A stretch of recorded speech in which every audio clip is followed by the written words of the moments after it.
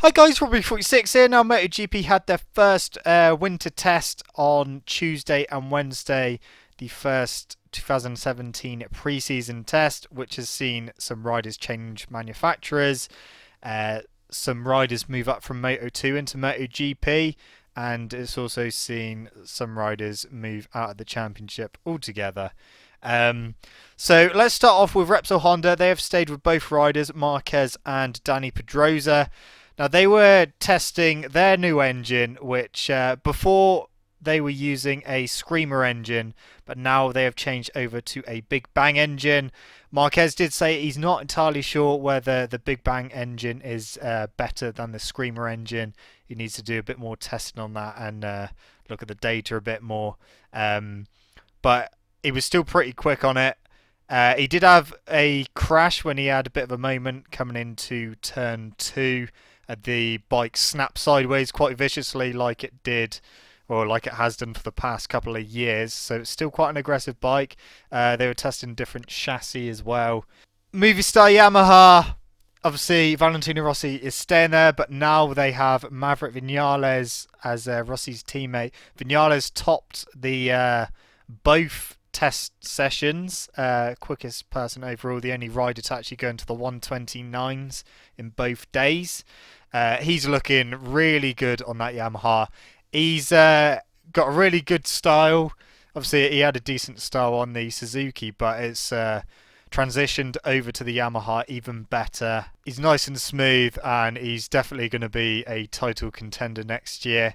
They've had a new engine that they were testing as well. Still same Formula engine that they've used in the past. New chassis, slight different front fairing with a wider air intake. And Rossi saying that the test has been quite positive, but the engine and the chassis still need quite a bit of work done to it to get a decent setting for the bike. But overall, a positive test for them. And obviously, Vinales getting to grips with the Yamaha M1 after being on the Suzuki for 2 years, and he's flying. Ducati, obviously, Andrea Dovizioso is staying put, but Jorge Lorenzo has moved from Movistar Yamaha onto the factory Ducati. On day one, Lorenzo was riding the GP16 because Ducati wanted him to get the grips of what the old bike was like before working on the new bike, and then obviously he can say whether it's better or worse than the previous bike, and kind of give guidance on what direction the bike needs to go in. The weird thing is, and the lot of speculation that is going about, is when they were testing the GP17, Dovi as well, they still had the winglets on the bike and was still using them during the test. Obviously, they are banned next year. But the big speculation is that Ducati have come up with some sort of fairing, which whether it's shaped in such a way that the winglets are still on it, but obviously because it's part of the fairing, they're not just bolted onto the side, which are obviously banned. But if they're part of the fairing altogether, then that's technically allowed, or whether they've got a double fairing with the winglets in between the fairings. We haven't yet seen the new fairing, so there is a lot of speculation and rumours going around about that, and that's one of the rumours why they were testing with the winglets on, because the new fairing is gonna kind of have the same effect of the winglets on the front of the bike. But we'll have to wait until that's fully revealed, probably sometime next year, I'd imagine. Suzuki, they've got two brand new riders. Andrea Iannone moving from the factory Ducati onto the Suzuki, and moving up from Moto2 is Alex Rins. Obviously, Iannone trying to get used to the Suzuki after being on the Ducati for 3 years, factory Ducati for 2. He was quick. He had about 3 crashes, I think, all in turn 12. And Alex Rins, unfortunately, on day 2 had quite a big crash at turn 12 as well. Quite a few riders crashing at that corner. And unfortunately, he had to go to hospital with some back injuries, which sound pretty nasty. So hopefully he will recover pretty quick. Obviously, he's a rookie, but some of the test deliveries of these bikes look really awesome, and I would love it if they actually put them in the next MotoGP game, because the Suzuki ones especially look really, really awesome, and Vinales' Yamaha test colours look nice as well. So Andrea Iannone, like I said, he was pretty quick on the Suzuki, so you can expect him to be pretty strong next year. LCR Honda, obviously still only one rider, Cal Crutchlow. He was testing a Repsol Honda that had his LCR fairing on the front. It had a Repsol Honda tank, so he was testing parts for next year as well, and having a pretty decent test, apart from having a crash at the final corner on the second day. Aprilia, now they've got two new riders, Alicia Spargray moving from Suzuki onto Aprilia, and Sam Lowes moving up from Moto2 with Grassini onto the Aprilia. Alicia Spargray was really kind of skeptical about moving from Suzuki to Aprilia, but he said that he was pleasantly surprised about how good the Aprilia actually was.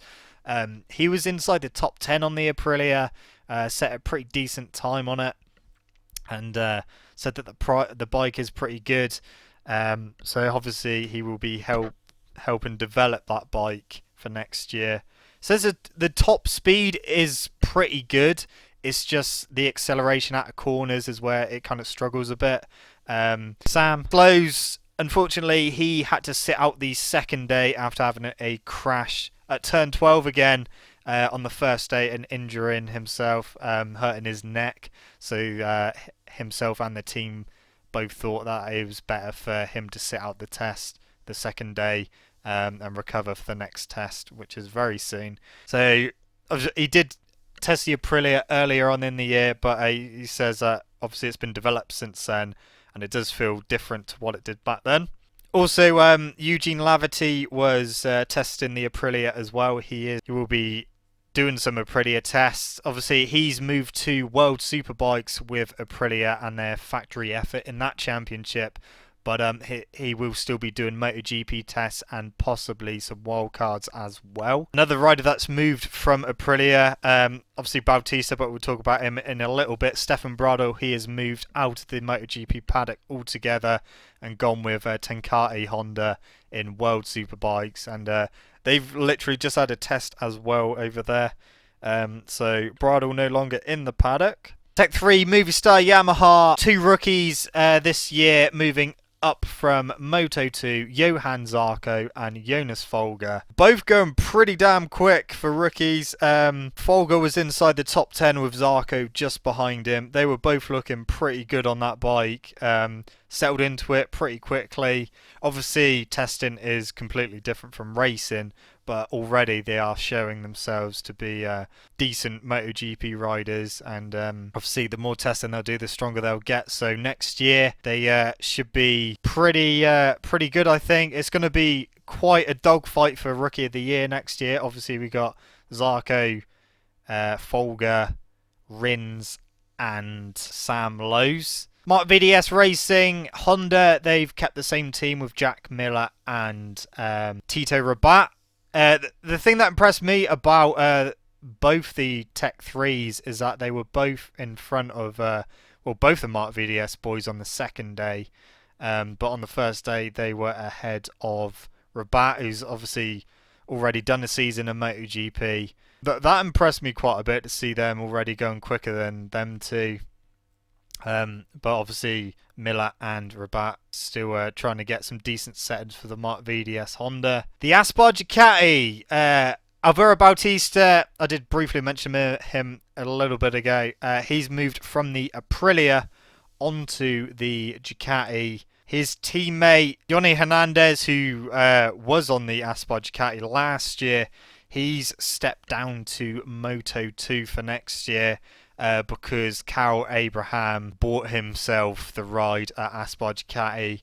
Bautista, he was inside the top 15, but Abraham was outside the top 20. But that Ducati looking pretty good. Pramac Ducati, obviously Scott Redding and Danilo Petrucci were fighting all season to get the GP17. Petrucci beat Scott in that respect, and he unfortunately he couldn't test because he had to fly back to Italy for some personal reasons. But Redding, he was testing the GP16 without winglets.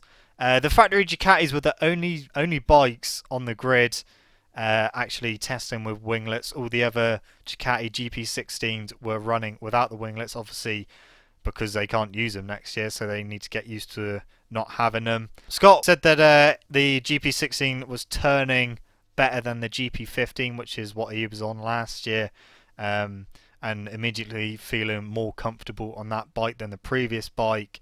But Michele Pirro was stepping in for Danilo Petrucci on his GP17, so he was testing that, but in the Pramac colours. Vintage Ducati sticking with their two riders of Barbara and Baz, again having upgraded Ducatis and just getting used to them. Finally, Red Bull KTM. See, we got to saw it at the final race at Valencia, but they're two new riders who were the ex Tech 3 Monster Yamaha riders, Paul Espargaro and Bradley Smith, moving from Yamaha to the factory KTM. Again, both pleasantly surprised by the performance of the bike. Obviously, both saying that it's still got quite a way to go, but from where it is, they know what directions it needs to be improved, and enjoying the bike at the moment, both inside the top 20 and not really too far off the riders in front of them. So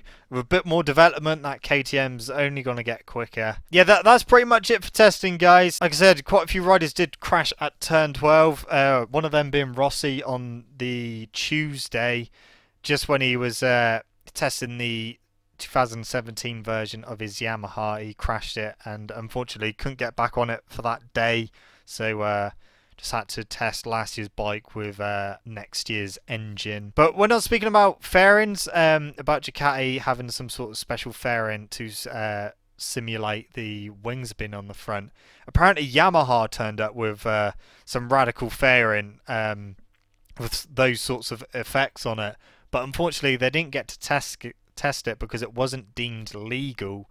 So it would have been interesting to see what that actually looked like. But yeah, the testing obviously already underway. Most of them have got another test before Christmas, before the 2017 testing ban kicks in, and then their next test won't be until the end of January. So there's still a lot of work for the guys to do to develop their machines for next year. But it's looking like it's going to be a really interesting year. The times were pretty close at the top. Obviously, like I said, Vinales did top both days. Lorenzo going quick on the Ducati, which I don't think many people really expected. We wasn't expecting his smooth style to translate over to the Ducati as well as it has. He's still super smooth on the Ducati and it is working. So I think that he will be fighting again next year on the Ducati. Obviously, he'll have a bit more top end on the straights this time. So I think he might be a force to be reckoned with next year.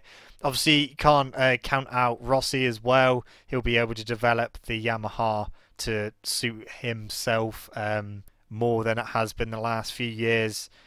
And you can't count out Marc Marquez either, because obviously he's on top of his game at the moment. But also we've got Maverick Vinales. I think he's going to be really strong and fighting for the title next year if he can carry on going the way he's going at the moment. He's looking super strong on that Yamaha. So it's definitely going to be a really interesting season. I can't wait for it to start, but obviously we've got a long wait before it does start. More testing to happen as well. But that's it from me, guys. Thank you so much for watching. Don't forget to leave this video a like if you enjoyed it. Subscribe to my channel for more content, and I shall see you guys in the next video. See you!